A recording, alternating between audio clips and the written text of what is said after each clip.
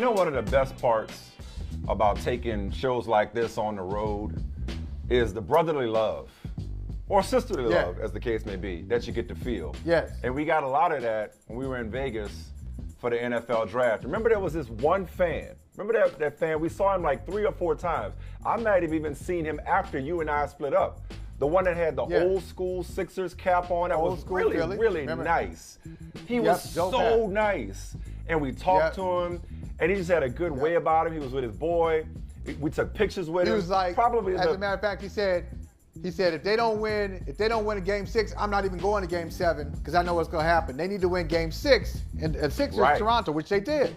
I remember that. Yeah, he was a nice dude. They blew him out, right? And so that was on that Thursday of round 1 of the draft when we saw him, and that Thursday Game 6 against the Raptors. So they blow out the Raptors. Somebody say Thursday. And then they have that awesome round 1 when they trade up to draft Jordan Davis and they trade for A.J. Brown. All right?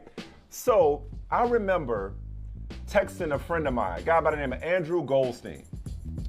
And I texted him and I said, where does tonight rank for, since the Super Bowl, since the Eagles beat the Patriots in the Super Bowl, where does tonight rank in recent memory for Philly sports fans when you combine that Game 6 victory, which we would later learn came at a cost, as in a concussion and a fractured orbital bone for Joel Embiid. But where does tonight rank for Philly fans?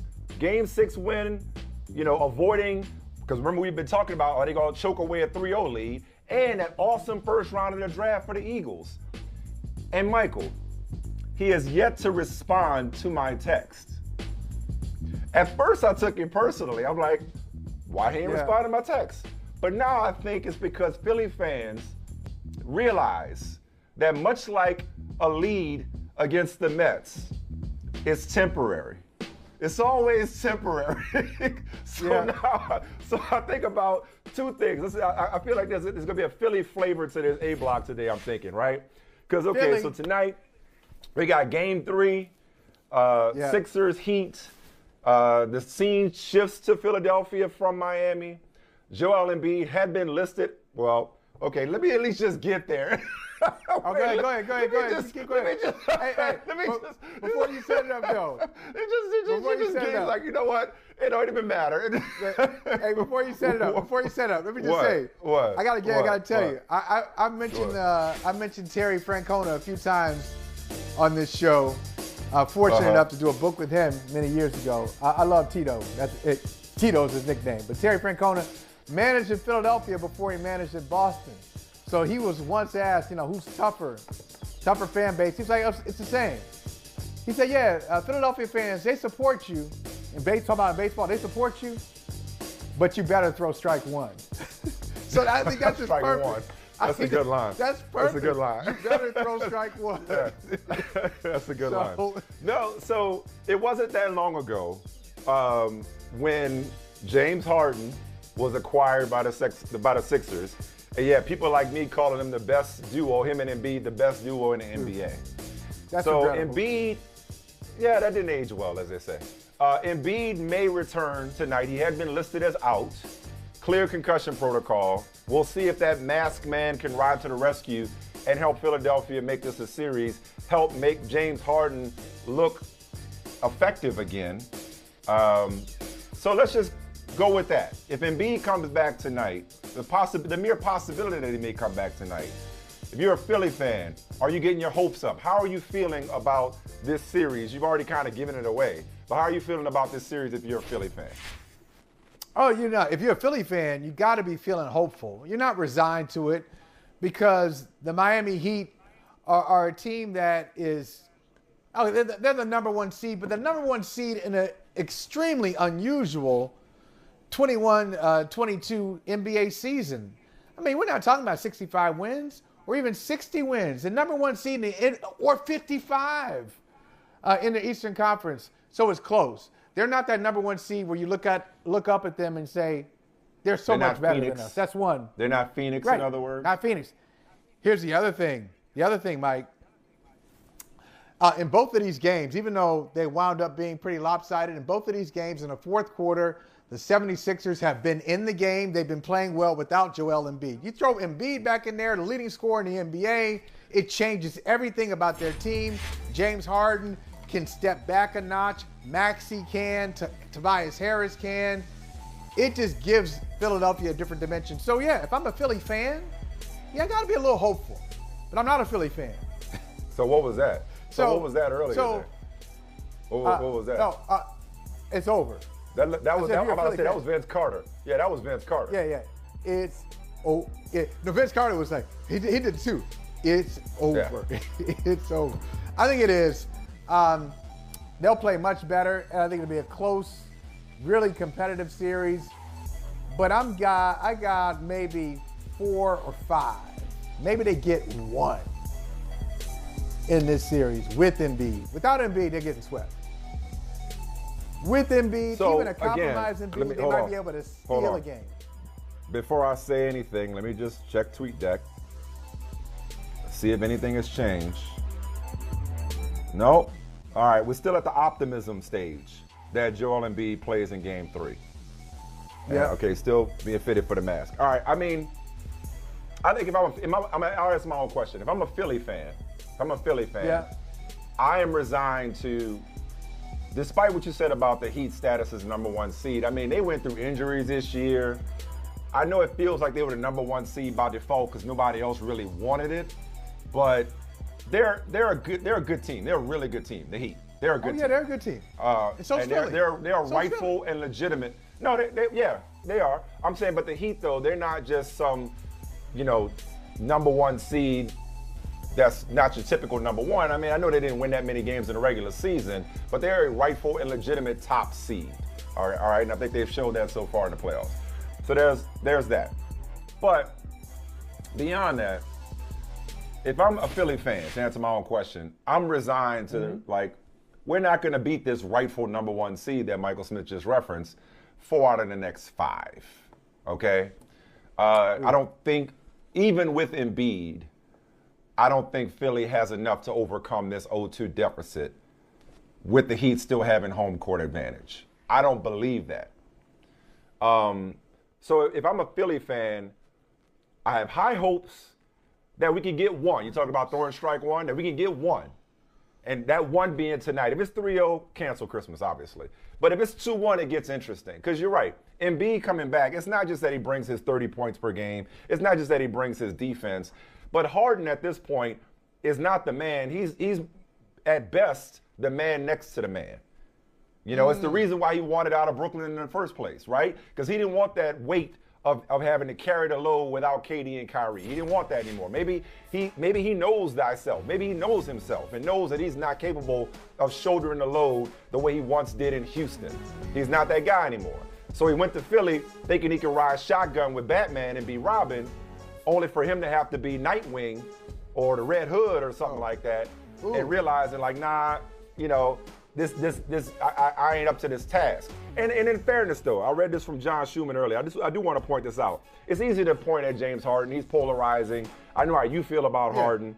But a couple of stats that were pretty alarming. For this series, the Sixers are 4 of 18 from 3 off of James Harden passes. And 4 of 20 on wide open threes in these conference semifinals against Miami. So I say all that to say maybe it's as simple as Tyrese Maxey said, which is, we'll make shots that we've been missing when we go home. Maybe it's that simple. Yeah, I mean that's. Look, that happened. We saw that. We saw that happen in the Boston-Milwaukee series. Same thing. Game 1, they had a bunch of open shots. They missed them. Game 2, they had a bunch of open shots. They made them. Philadelphia, though, big what if, right? Because that's what I was getting to, though. I just wanted to get.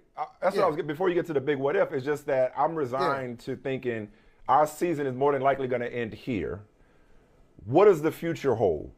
Because the what if I think you're getting to is so last year, not just because of him, but Simmons checked out. We were the number 1 seed last year. Didn't get it done last year. This year, we thought we figured it out. We got rid of Simmons and we upgraded us, so we thought, to James Harden.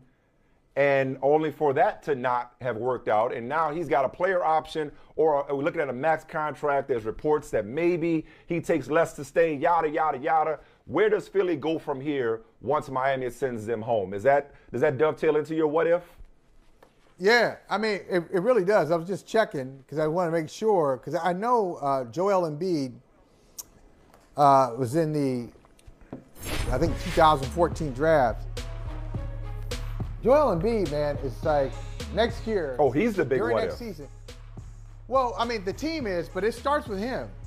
Because every time, I feel like when I look at any team, I look at the star and how much the star has left. I'm not suggesting he's at the end of his career by any stretch, but he's in his prime. He's 28. He's going to be 29 in the spring of the 22-23 season. 29 years old. And how much of a window does Joel Embiid have just to be the centerpiece of a team, to carry a team? So I take, Well, that's what Daryl Morey has been saying the whole time. That's what he was like. That's why we have to maximize his prime, this championship window with him as a centerpiece. And it's like 2 to 3 years. It's 2 to 3 years. These things, like, we know it. Just think about not just the objective or the tangible all-star teams. And you look at the all-star teams over the years, but look at the more subjective top 5, top 10 lists we've had. I've always been in these top 10 arguments with people. It seems like I've been in them for like 20 years. And 5 years ago, I was like, hey, what about DeRozan? Like, DeRozan was in my top 10. Like, there were some names, Paul George, there were some names in that top 10 conversation that usually 6 through 10 kind of fade out a little bit and are replaced. Sure. Joel Embiid is top 5 right now. How long will we still say, no doubt, he's a top 5 player? So Philadelphia has to figure it out, not just with Embiid, but what's going around him. Can you really commit even with Embiid, to James Harden? And if you're going to commit to James Harden with Embiid, okay, now your window is 2 years. And Harden's got to, I don't know if you could afford to just disassociate yourself with James Harden, given what they paid for him, or given what the alternative might be. I don't know if you could just, you got to pay him. Hopefully these reports about maybe him taking less or fewer, as in less money or fewer years, are accurate. But to your point about Embiid, can you even count on having Embiid? And I'm not just talking about the freaky injury of a concussion and a fractured eye socket, but he played in a career-high 68 games this year. You know, I mean, his history just suggests that you can't even count on having him, let alone the brilliant MVP caliber season he had this year. It is really a shame. And it is a big what if when you look at the last couple of years in particular. And this year when it looked like, especially after those first 3 games at Harden, it's like, holy snap, holy crap, oh snap, the Sixers might be the team to beat in the Eastern Conference. And now Harden incapable of holding it down in his absence. But you're right, he changes everything once he comes back. Mike, I may not be a fair man. I'm aspiring to be a fair man. That's my hope. That I can become. I'm becoming like Michelle Obama. I'm becoming. And so I look at Philadelphia, and I think it is fair to say, if you've got Embiid and you got James Harden, despite how I feel about Harden, Embiid, Harden, Maxey, like, I like this remix. I like this Philadelphia remix that has happened this year. They've overcome the Ben Simmons saga. They're probably very happy now as they look at what's going on in Brooklyn. That's not our problem anymore. We don't have to worry about that. Yeah. They've got an identity. They know who their number 1 scorer is. Everybody's cool with it. It's not like, Simmons suggesting or subtweeting that, hey, maybe part of my problem is that I didn't have my own offense to run. Everything seems to be lined up in place. They overcame the chatter of, are they about to blow this 3-zip lead? No, they didn't blow it. They blew out. They did Toronto and they didn't. In Game 6. They did and they didn't. Because it's just too bad. Embiid on the court and a blowout and, you're right. And getting injured. Yeah, they did and they didn't. And here it is. Is that trade a lose-lose? Remember we thought it was a win-win? That's bad. Is that trade now a lose-lose? But listen, if Embiid rises to the rescue and they win Game 3, we could be having a much different conversation come Monday, Mike. Hey, thanks for watching Brother from Another on YouTube. Make sure you hit subscribe before you leave, and be sure to watch us 3 to 5 p.m. Eastern Time on Peacock. Appreciate you.